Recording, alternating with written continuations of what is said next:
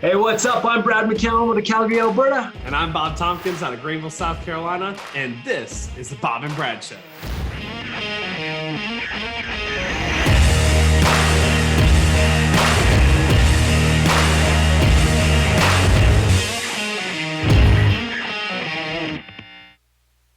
All right, Bob, how you doing, man? Doing fantastic, Brad. How are you? I'm good, man. Good to see you again. Hey, listen, we're going to get right into it this week, Bob. We've got 3 questions and 3 topics we're going to cover this week. One is we're going to do a little bit of a recap on what we've both done to put out some content this last week. We talked a little bit last week about all the different things that you could be doing right now, what you could be building. So we're going to follow up on that. Then we're going to talk a little bit about balancing the marketing of homes right now with also messaging that's not tone deaf, right? Yep. Super important.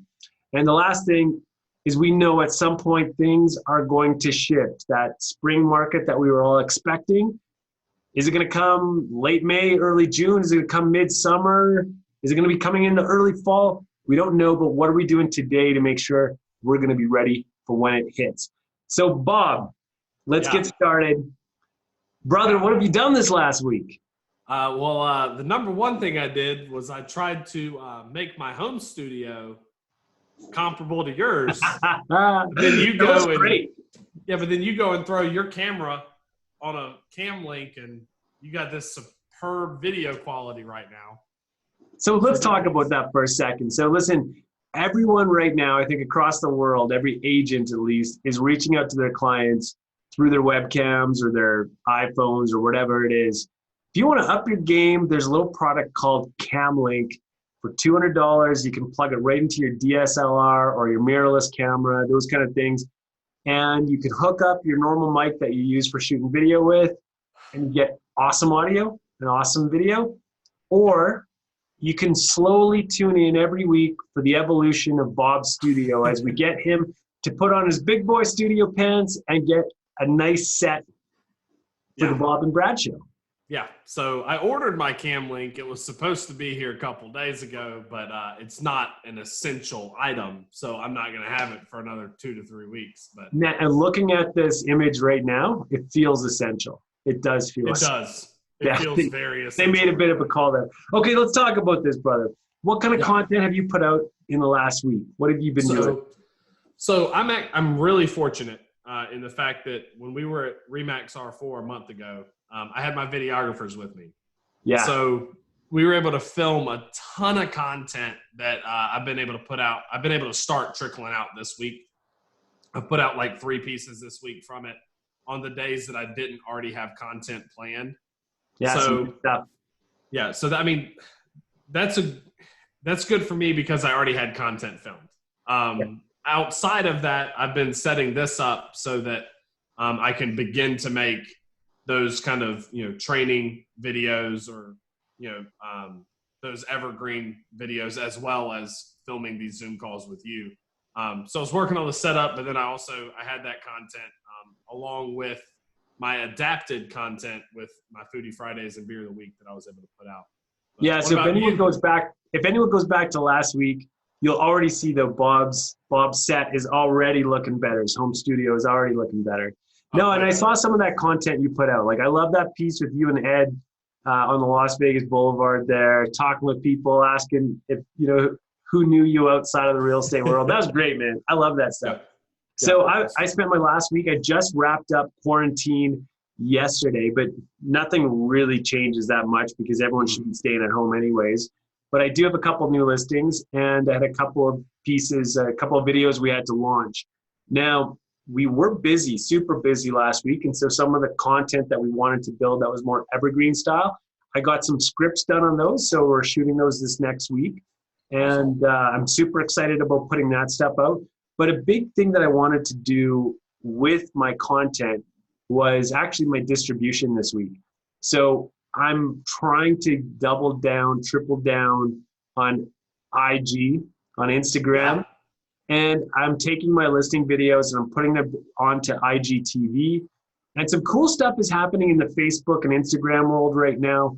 If you log into your business manager on Facebook, you'll actually see it says Creator Studio. which is very, very similar to what YouTube has. And it's even going to allow those creators that have big reach to monetize what they're putting up online. So some really cool question, Brett, how long have you known about Creator Studio? Yeah, I just saw this in the last few days. This is fascinating to me because you're such a big video guy. And the fact that I've been using Creator Studio for like 6 months. Really? Oh, man. So the fact that you just found out, that's a point of pride for me. Well, that I knew something that Brad McCallum didn't know. Hey, listen, this is the thing with video, though. There's a billion things to kind of know and figure out. So, and you don't have to get them all right.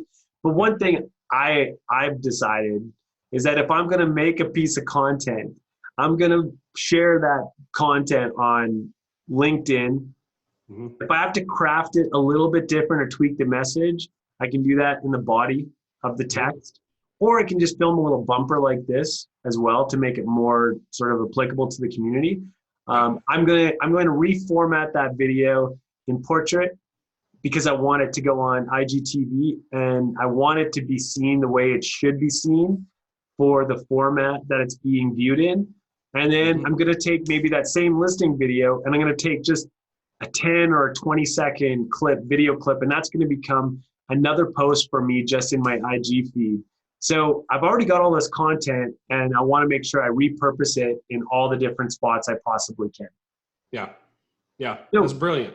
So Bob, I know YouTube is a part of your 2020 goal, and I know this is a little bit off topic, but with a lot of the content you're putting out there, a little bit's for your brand, some of it is for your market, and some of it is for other agents, like what we're doing here with the Bob and Brad Show. So what's your plan to distribute that stuff? Is it all going down the same channel?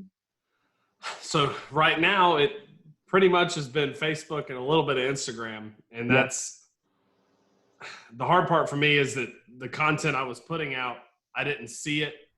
Like my Foodie Fridays being so specific and niche to my town, I was like, that won't play on, in my mind, I'm like, that won't play on YouTube. So I wasn't putting it there.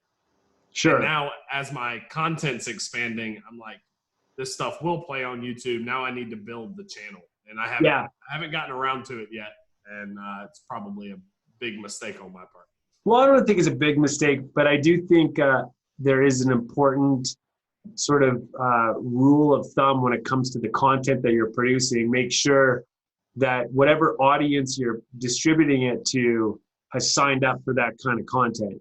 Yeah. So people that have signed up for my YouTube channel that's based on the Calgary real estate market are predominantly there because they want to see cool listing videos. They want to get inside the homes of nice places in my city.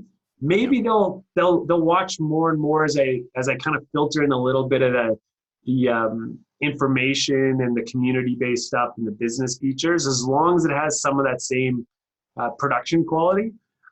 But something like this, like the Bob and Brad Show, it probably doesn't have a home on my Calgary real estate channel, right? So this is what I think every agent that's creating content has to kind of figure out is, if I'm uploading my content to this audience, is it doing more harm than good?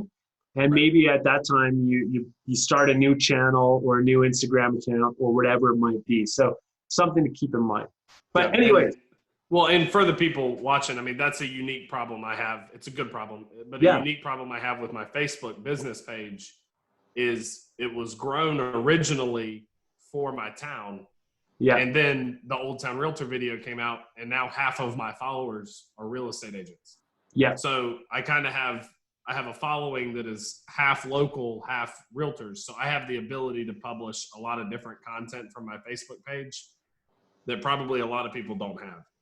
So listen, have you seen, maybe you've seen what I've seen, Bob. I've seen some guys put out some content this week that sort of fits right in line with what we were talking about, the kind of stuff that you can make from home right now. And one of them, I'm going to give a shout out to Chris Kwan in California. He released a video yesterday to his market that talked about all the different stimulus plans that the government is releasing and how they relate to homeowners. So whether it's deferral of mortgage payments, whether it is, what mortgage interest rates are doing, all these different programs for everything from like, not being able to be evicted to all these different sort of things. What I've been noticing in my market, and even just kind of from my own self, is that in Canada too, we've got these same sort of incentives that are out there, or these same sort of safety nets for renters and homeowners. But yet the news cycle only has time for the headline. And that's where the opportunity is for the agent. So what Chris did was he went a little bit deeper, explained it in layman's terms, showed people exactly where they could go to get more information. And so for me, I watched 6 minutes of his video, and I understand the US incentives better than I do Canada. So one of the things that I'm doing tomorrow is I'm going to get up to speed on those pieces, and I'm committing to releasing some content for my market because they have the same questions that I do. And I think I have a better grasp of most what's happening in the real estate market. But those people in my market are having those same kind of questions. And all they're getting is the headlines. And they're kind of like, how do I even do this? Or do you have to wait online for like 8 hours? So this is an opportunity. If you don't know what to make this week, explain it to those in your market. What's the biggest question that someone's facing right now? What if I don't have a job? What if I can't make my mortgage payments? What if I have to sell? What if I have to sell right now? Like, is anyone selling or buying? So I think that's a good segue though, Bob, for our next question is, we're realtors. You got a little one. Don't you have a baby on the way, right? I do. Yeah. Do in Man, July. and I got 2 kids. So listen, we still got to market homes during this time. Like if we're allowed to work, or at very least work from home, what are we going to do to sort of balance marketing homes with the right message? So like, what's the worry there? So, the big thing with this is we have a job to do. We have to sell houses, but then we also have a social responsibility to make sure that we're not tone deaf, because from a branding standpoint, if people see our stuff and COVID-19 continues to kind of go down this route of extended social distancing and a lot of quarantines and maybe stay-at-home orders, if we market irresponsibly, then people are going to see that, and it's going to affect our brand for years. This is such a big event that if we market the wrong way, it's going to affect us for a long time. So we have to make sure that what we're putting out isn't tone deaf. So the question here is how do we do our Yeah, I was going to say the 3 words that I hear over and over again that I think I find them really ignorant and arrogant is business as, you can say usual, right? And that's the thing is we're looking at how do we continue to do our job but not come across as tone deaf, and it's so hard. If you say business as usual, that's going to kill you in the long run, because it's anything but business as usual. Yeah. And we're starting to get the reports, and I mean, I know this is morbid, but we're starting to get the reports of certain people that are dying from the coronavirus. And there's certain people that have been celebrities that this has impacted big time. And when you see that, it's eventually going to affect somebody that you know. So if you're putting out content that says business as usual, and then your follower, their father who's 75 and has diabetes, gets the coronavirus and passes away, you've now lost that client for life, because they're going to see you as contributing to the problem that killed their father. Yeah. And I know that's morbid, but we have to be thinking about what does our message do for our brand in this time? And I've thought a lot about this, because I think there's got to be a place for a little bit of levity. Like there's got to be a little bit of room for making fun of ourselves, in the process of showing homes or whatever it is. But with all that kind of considered, I think what's the risk if you play this one super conservative? Like if you play coronavirus super conservative in your market, like what's the risk for your business? You get a little bit less eyes on you, maybe a little less attention, but you also have this other opportunity that says, okay, listen, I know, for example, right now in my own province, all non-essential businesses have closed. However, real estate is considered essential. Like, so every realtor I know right now is posting like Will Ferrell from Ron Burgundy. Like, I'm kind of a big deal. I'm essential. And like, I kind of like that. That's funny. That's the right tone for me. But you know, that idea of it. So when the government is like, listen, realtors, like you're taking care of one basic human need. It's like food and shelter. Like that's one of them, right? So people still during this time, I think in our messaging, what I've been putting out when I'm sharing, say like, a new $1 million listing, I'm saying, hey, like, listen, we understand we're living at completely unprecedented times, and we know that people still are having families, right? They're still starting families. Couples are splitting up. People are relocating to the city.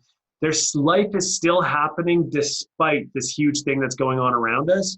And so for our clients that need to sell and for buyers who need to buy, we have taken all of our precautions to make sure we can safely service them. And so we're spinning our videos now as a way for people to safely engage with the act of real estate, right? With the transaction. Like, this doesn't maybe replace, like a video tour doesn't necessarily replace going and seeing the home in person, but it definitely replaces the first showing, right? Like it's there, they can go and see it. And if they like it and engage with it, then they can do sort of a risk analysis. Does this make sense for us to go out? Has all the precautions been taken? Then they can go and kind of take a look. But this gives us a chance to represent our clients at a time when a lot of agents around North America are trying to pivot towards video.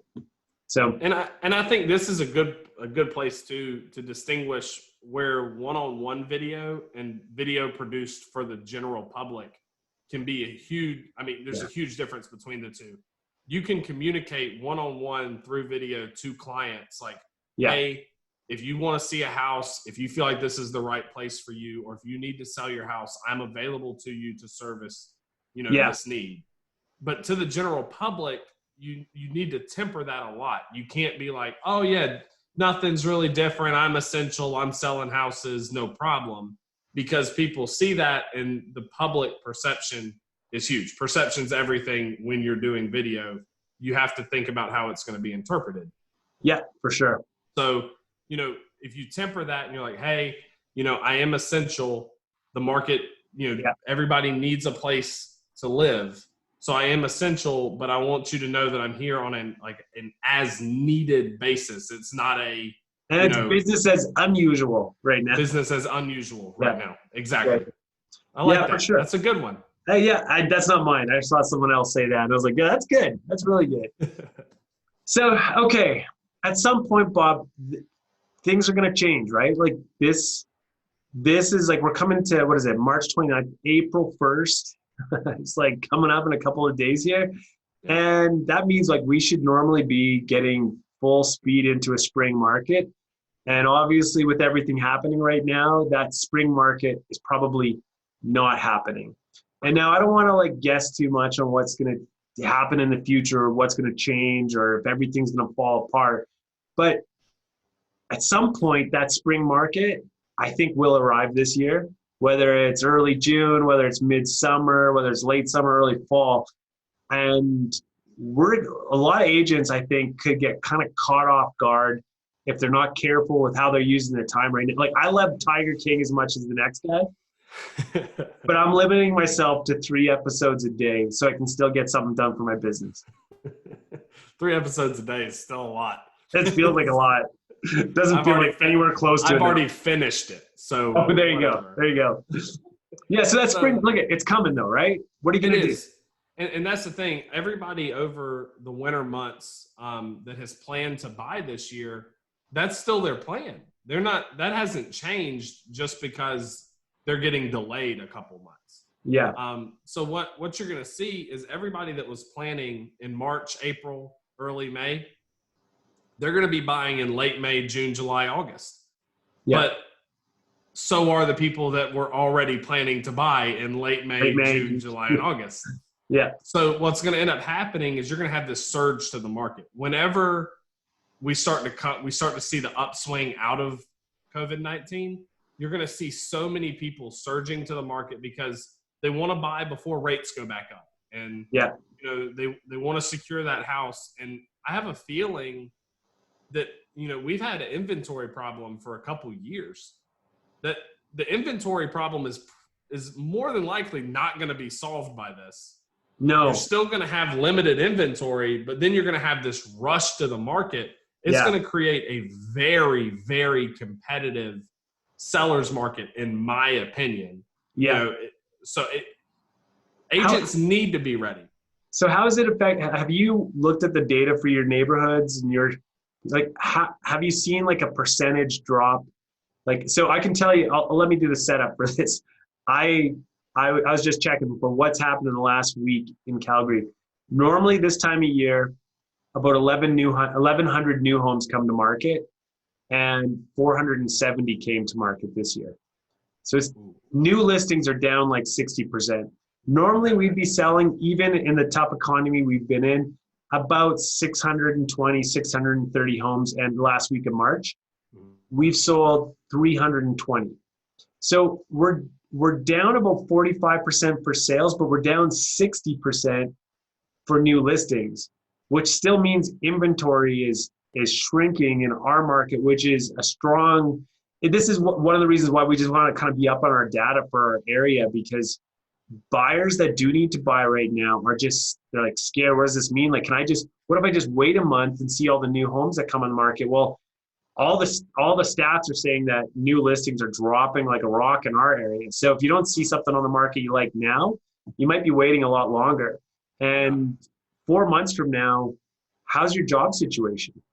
Like, we don't know the answer to those questions. And so I know, like, I've got a guy that I know really well looking at buying right now, not so sure where he's going to be in 3 or 4 months. And one of the reasons why is because his rent and his mortgage payment's the same thing. So he's like, listen, I'm going to always need a roof over my head, so I might as well be paying a mortgage, right? Yeah. So anyways, that's that. But here's I shouldn't have waited till the very end of our show to say the most insightful thought I had for the whole thing. But I think the biggest test right now in this market is for us agents right now, because fear is ruling buyers and sellers. And man, I'd be lying if I said that fear doesn't impact my thoughts and my decisions a lot right now as well. Like, but those fears, oftentimes we don't run them out all the way to the conclusion. Like, we're like, oh, what happens if, I don't sell anything the next few months, or what happens with those contacts that have worked so hard to build up and I don't deliver for them. And right by the time the market turns, someone else swoops in and gets the business. So for me, it's a real test of little things. Like, I've committed to using video in my business. A few months ago, I brought on a young kid to assist in my filming and my editing to help me out. I've invested a lot of money so far into getting him and I on the same page and to build systems where we didn't have them before. And then this hits right at a time where I was starting to hope for some of that return to come from that investment. So the question then becomes, like, for me am I going to really believe that this is the way the industry is changing, that this is going to play out? Am I going to make this investment in my business? I think that's the questions that a lot of agents are asking themselves right now. And I would just say, don't let fear be the thing that gives you the answer. Yeah. Yeah. And I mean, that being said too, there are me and you are in very similar situations as far as our businesses are concerned. I hired an assistant just a few months ago. Yeah. And, there's a lot of money that was put there to make sure that she was trained and ready to go. So, for both of us, we're kind of in that same spot. For other people, I mean, to keep your business afloat, that you may have to make cuts somewhere. Yeah. And, that's an unfortunate truth of something like this. But you also you can't let fear, the flip side of this, you can't let fear of making the right decisions for your business keep you from doing that. If you need to make cuts to stay in business, you need to do that. Definitely. Because you can't just say, well, I'm afraid to tell this person that, I can't support them anymore. Yeah. And then your whole business go down because of it. I mean, there's tough decisions that have to be made on every front. And, for me and you, a lot of that is, hey, we got to tough this out because we know this is the right thing to do. And if it means we got to tough it out for 3 months, we have to tough it out. But that's not always the case for everybody listening. Yeah, no, that's true. I think this is the time though where I know a lot of people are thinking, I'm gonna start using video more. And you and I both know that video is not a thing that like, hey, released a video on Friday, got my first client Saturday, showing them home Sunday, closing the deal next Wednesday. Like we know that it doesn't work like that. This is a long-term thing.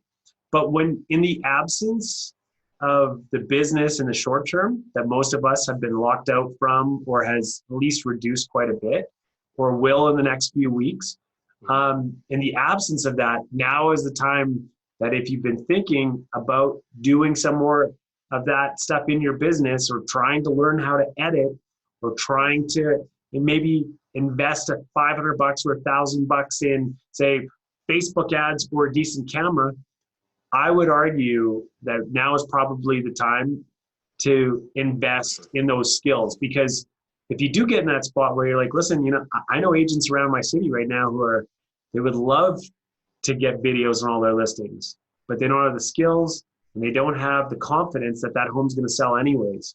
So investing the $700 or $800 or whatever it might be to get good quality video made, they're worried about that.